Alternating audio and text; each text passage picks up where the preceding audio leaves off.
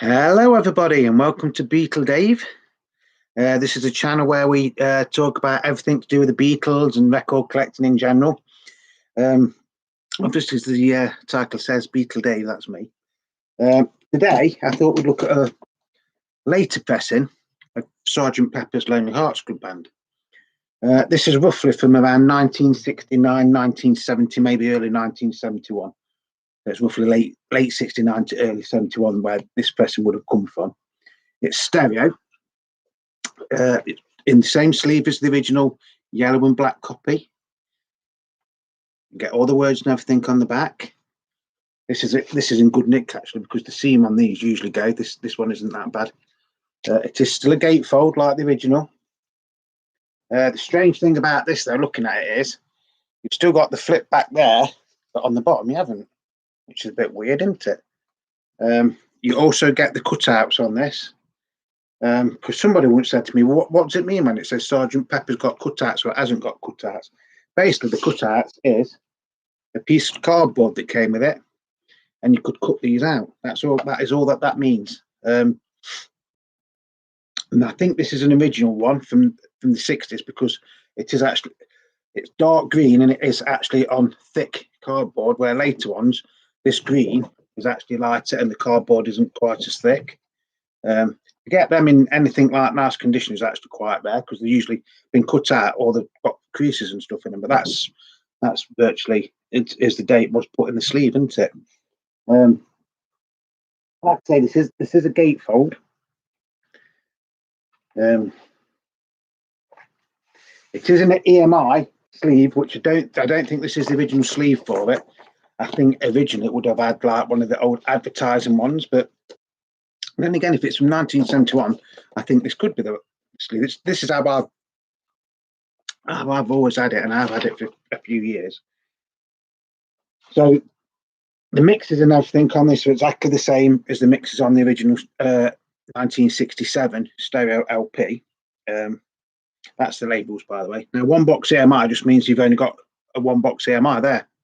Some of them later copies will have another one at the top there, and this EMI, instead of it being on a black background with white writing, it's the other way around. It's white background with black or silver writing.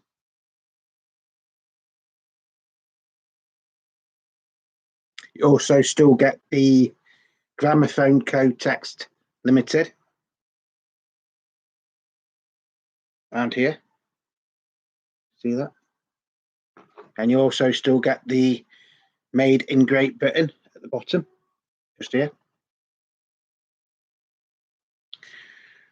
So the catalogue number for this, bear in mind this is stereo, isn't it, is PCS 7024.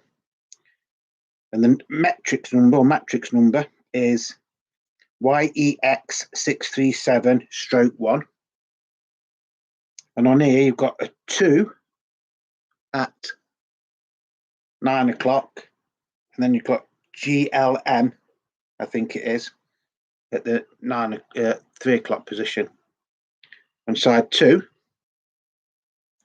YEX638/1. Again, on the 9 o'clock position, you've got, I think that's a 3, and then at the 3 o'clock position, it's GLH by the looks of it. I wanted to look, I mean, this is pretty rare, to be honest. Although this is stereo and it's a later copy, because it's on one EMI box, it's actually probably worth more than an original mono, especially in this condition, because this is actually really, really nice condition. The one to look out for is one where it says it's got the stereo labels, but then when you look in the dead wax, it's actually got a mono mix. So instead of it being YEX, it'll be XEX. The Owned album, very influential when it came out, wasn't it? A lot of people say it's the best album that the Beatles ever made. In my humble opinion, it's not. Which I know people go think, how can you say that? It's not the best album they've made. I'll simply explain it to you that I did a video a few weeks ago where I've had to like do a list of all the Beatles LPs from number 13 to number 1, basically the original UK studio albums, and I got a bit of criticism because I didn't have this at number 1. So at the time, I did explain. I think it is a brilliant album. I do love this album. I do still play it a lot and things like that. But I think track for track, something like Abbey Road or Revolver are stronger albums.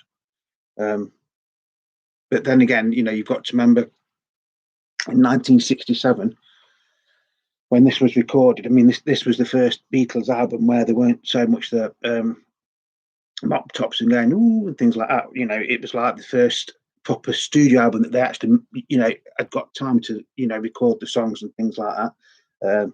I think the flow of the album and everything is brilliant. I think the production by George Martin is excellent. And obviously the Beatles, and the musicianship and the songwriting and the singing and everything and the harmonies and things, are absolutely wonderful. If you don't know the album, I will go through the tracks, but I'm sure that most of you are watching Beatles fans anyway, so you will know what the tracks are. But on side 1, you've got Sgt. Pepper's Lonely Hearts Club Band. Then it's With a Little Help from My Friends. Of course, Ringo sings that, doesn't he? Then you got Lucy in the Sky with Diamonds, absolutely fantastic song. Getting Better, which is okay. Fixing a Hole, which is okay. She's Leaving Home, which is an absolutely brilliant song. And then side 1 finishes off with Being for the Benefit of Mr. Kite. Not for the benefit of Mr. Kite, being for the benefit of Mr. Kite. Then side 2 starts off with Within You Without You, George Harrison song, quite like Indian influenced. Then you've got When I'm 64, Gonna Get Older, Losing My Hair. Then you've got Lovely Rita, Meet and Maid. Then you've got Good Morning, Good Morning. Then you've got Sgt. Pepper's Lonely Hearts Club Band Reprise, which is actually a completely different recording to the other one. It's not just like a snippet of it, it's actually a different recording of it. And then the album finishes off with A Day in the Life. Very, very nice heavyweight record. Sound quality on this is brilliant. What was I going to say? Yeah, when I was younger, I always used to think that the mono version was better than the stereo version. And in some ways it was, because there is slightly different mixes on the mono to the stereo. And when you was like living at home with your parents or something like that, you couldn't really have your records on very loud, could you? So I used to sit up in my bedroom and I used to have headphones on. Can you remember them? Used to make you look like a Cyberman, didn't they? So I would like sit down or lie down on my bed, and I used to listen to this and Revolver through my headphones. I just sit there and, basically just wander off. But on the mono copy of this, if I remember rightly, when you got your headphones on, you could actually hear things in between the tracks that you can't hear on the stereo. I could be wrong, it might be the other way around, but I'm sure it is on the mono one. You can hear things. It's like at the start of Sgt. Pepper's Lonely Hearts Club Band Reprise, you can hear John, when it's going in the 1, 2, 3, 4, you hear John going bye, like that. Lovely album. However you choose to listen to this is entirely up to you. I haven't got the remastered Giles Martin version of it. Not yet. I don't know if I'm going to bother getting it or not, because, like I say, I've got about 15 copies of this in various forms. I did get the 2012 slightly remastered version, which sounds brilliant as well. Obviously, I've got the original monos and I've got the original stereos as well. But this is the thing about Beatles records and collecting Beatles records. You think you've got everything, but then you haven't, because, like I say, some people would collect this just because it's got a slightly different label, and then some people say, well, this is actually worth more than an original mono. Although this is stereo, like I say, you can get this one in mono, a 1-box EMI on mono, and it is actually, it's worth a hell of a lot of money. This is probably worth, in this condition, because I would say this is in very good condition, very good plus even, or excellent minus. you know, in my book, nothing's mint if it's been played, but that's just my opinion. This is probably worth anywhere between 50 and 100 quid. The mono one, if you can get a mono copy with the one box EMI, they're worth £150 plus. An original mono in similar condition to this is probably worth 50, 55. So it's daft into it. All right, first, right, this is only going to be a quick one today. Apologies for not doing a video yesterday, but we did have some bad news. It was a whole day for us yesterday because one of our cats actually passed away. So I wasn't really in the mood to come up and do a video. I know on Sunday I did say I would try and do one on Monday, but I just couldn't bring myself to do it. So apologies for that. Also, for everybody that is subscribing to my channel, Beatle Dave, all things Beatles. Thank you very much. Anybody that's liking him and putting comments on and just viewing, you know, it does mean quite a lot to me, because obviously if you follow me or you've seen some of my channels, you know I've only been doing this for about 3 months now. So yeah, you know, the more people that watch them and things like that, then I think, oh yeah, you know, it is good. I enjoy doing these videos, don't get me wrong. I really do enjoy doing these videos, but I never take myself too serious.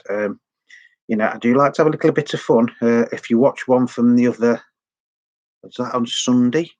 I did one and I was miming to the Chipmunks at the beginning of it, and that song is still going around my head now, even today, 2 or 3 days later. So yeah, as always, love your records, cherish your records, clean your records, but above all, what do we say? Play your records. So that's going to be it for today. I don't think I will be able to do another video now till probably Sunday, because I've got to go back to the Fun Factory tomorrow. Not really looking forward to that either, but that's by isn't it? So whatever you're doing out there in YouTube land and the Beatles land and collecting land, just stay safe, take care of one another, love one another, and above all, be kind to one another. You know, because you know these days you never know what's around the corner, do you? So you know, just be nice to one another. That's what I'm trying to say. And I'm not saying anything like, you know, to take the mickey or anything. I do mean that sincerely. So from Beatle Dave, I'm going to say goodbye now, and I will see you on the next video, which will probably be Sunday. So until then, cheerio.